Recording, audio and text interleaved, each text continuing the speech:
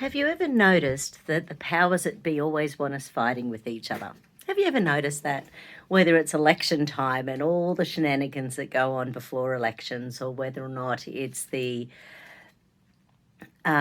stuff around the world with different races, whether or not it's men, women, whether it's children, adults, whether it's, you name it, if they can get their little wedge in there and create challenges, that seems to be what they enjoy doing the most.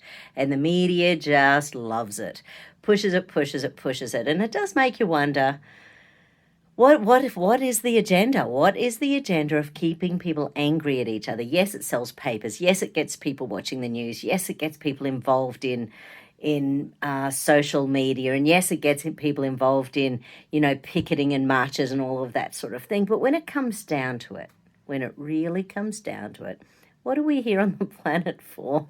It does make you wonder, doesn't it?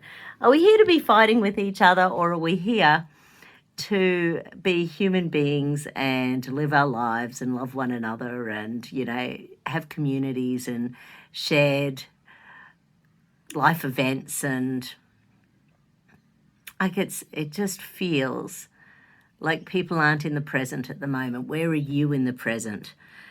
Where is your anxiety? Where is your depression? Where is your trauma? Where is your guilt? Where is your fear? Where are we sitting in the present? So that's what I thought. I thought this afternoon I would do a very quick one on staying in the present, keeping in the present.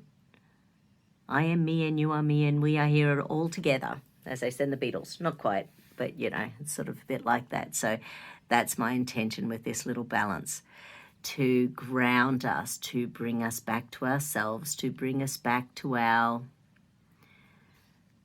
core of humanity, that part of humanity that wants to live, that wants to be at peace, that wants to allow others to live and be at peace, and let everything else go.